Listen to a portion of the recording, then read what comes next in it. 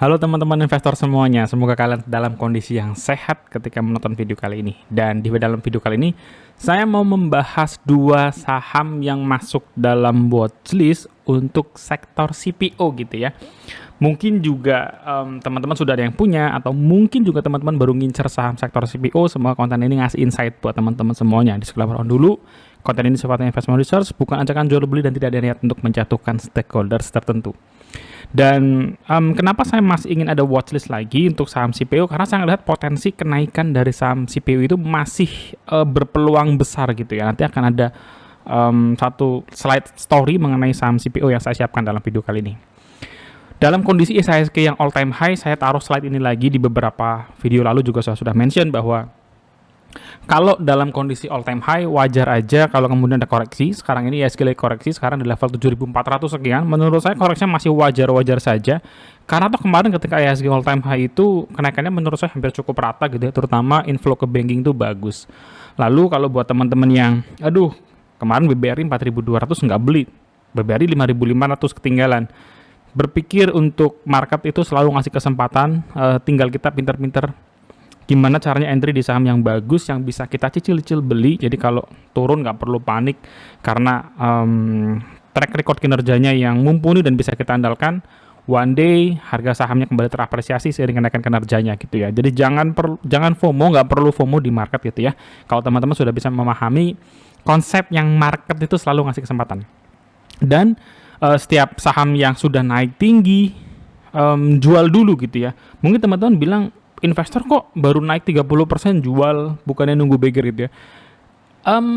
Saya nggak selalu seperti itu sih, khususnya kita berpikir dalam kondisi ekonomi yang sedang fluktuatif gitu ya. Banyak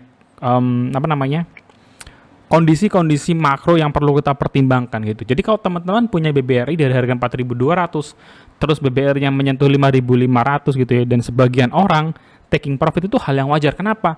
IHSG aja year to date-nya naik berapa persen gitu ya. Jadi kalau megang satu saham, porsinya gede, naik 30%, ya mengapa enggak kita jual dulu.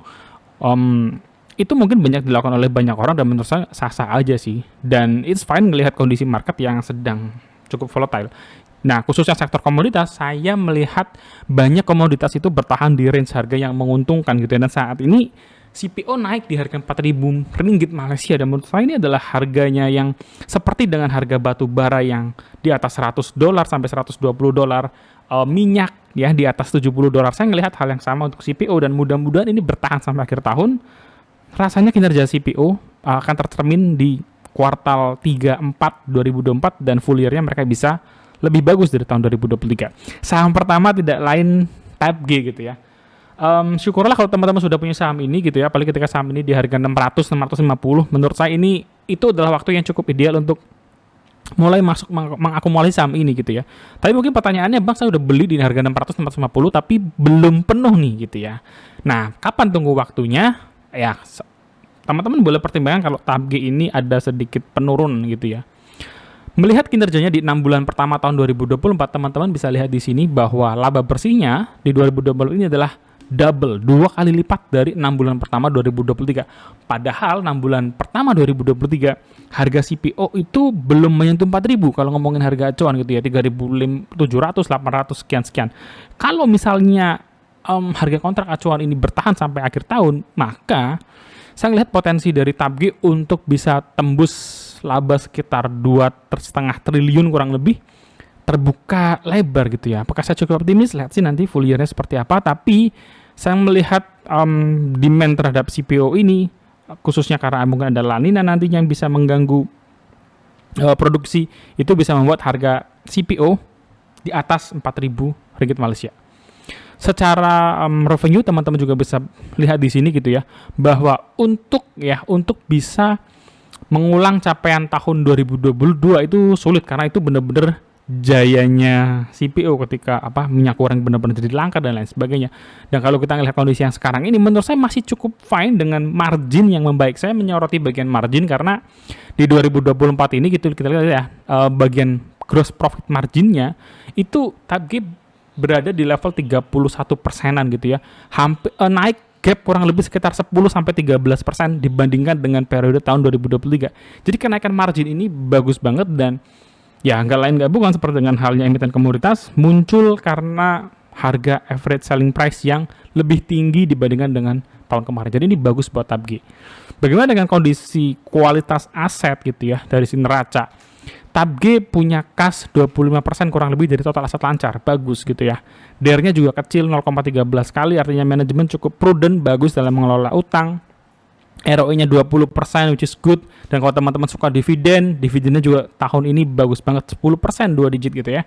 Meskipun korbannya adalah dividen payout ratio yang mencapai 90%. Tapi ya fine-fine aja, karena memang manajemen ngelihat belum ada rencana ekspansi dalam waktu dekat. Jadi kalau manajemennya melihat seperti itu, ya kita fine-fine aja gitu. Tapi nanti kalau misalkan TAPG mungkin mau bikin pabrik baru, atau mungkin mau ada perluasan lahan dan lain sebagainya, bisa jadi DPR-nya menurun, dan itu hal yang wajar.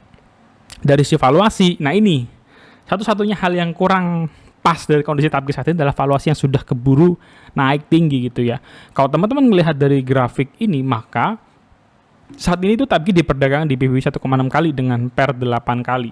Sudah kelihatan overvalue gitu ya, tetapi sudut pandang saya adalah ngelihat bahwa memang emiten ini lagi overvalue secara apresiasi harga saham gitu ya, secara harga saham di market.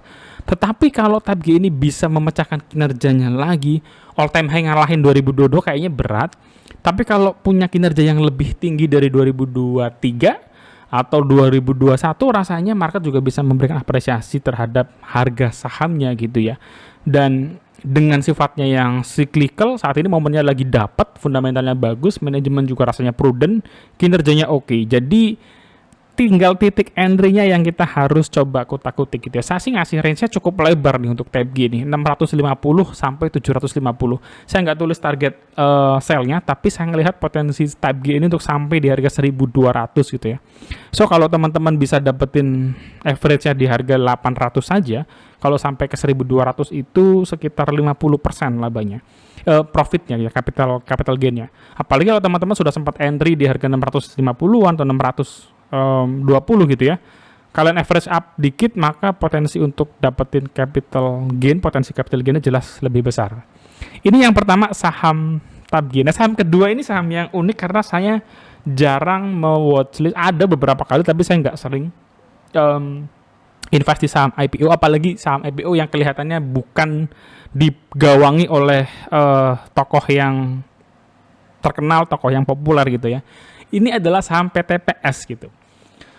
Kenapa saya memilih PTPS? Karena pertama bermain di sektor CPO, jelas ya, kan ini watchlist dari sektor CPO. Yang kedua adalah saya melihat potensi beggar atau ya bener-bener nyungsep sekalian dari saham ini gitu ya. Tapi menarik melihat bagaimana sebuah emiten yang perjalanannya itu cukup panjang sebenarnya, tapi kemudian dia baru main di sektor CPO tahun 2010-an awal dan sekarang fokus di CPO. Pendapatannya masih mini, teman-teman. Teman-teman bisa lihat gitu ya. 2021 itu labanya hanya 15 miliar. Kemudian hampir double di 2022, 28 miliar.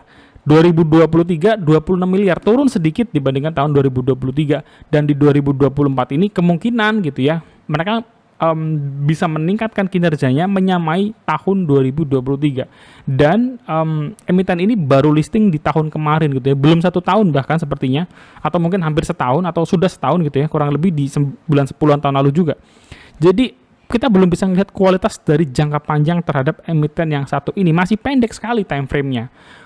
Nah, kalau kita lihat kualitas aset neraca dari PTPS, kita bisa melihat hal yang menarik, yaitu adanya kas senilai 50 miliar dari total aset lancar 98 miliar. Perusahaan yang punya pendapatan tahunan 26-28 miliar, punya kas hampir 2 kali lipat dari pendapatan tahunannya. Buat saya ini kondisi kas yang cukup gemuk gitu ya. Kondisi kas yang cukup gemuk, DPR-nya 25%. Dividennya 2,5%. Jadi logika saya memproyeksi bahwa PTPS dalam waktu beberapa tahun ke depan mungkin sedang nabung, ngumpulin dana untuk bisa melakukan perluasan lahan gitu ya, atau mungkin ekspansi pabrik atau jenis ekspansi lain yang bisa mendorong revenue perusahaan bisa naik lebih tinggi lagi. Kenapa? Karena dengan luas lahan tertanam 1.000 hektar area sudah, sementara mereka HGU-nya 850 sekian, mungkin sebagian kecilnya adalah plasma, maka skala usaha dari PTPS itu masih kecil, teman-teman ya. Dengan skala kecil ini masih wajar mereka punya net profit margin itu sampai 44%, 43% wajar. Karena masih kecil bisnisnya, masih gampang untuk melakukan optimasi, efisiensi, efektivitasnya ditekan dan dijaga dan sebagainya gitu ya.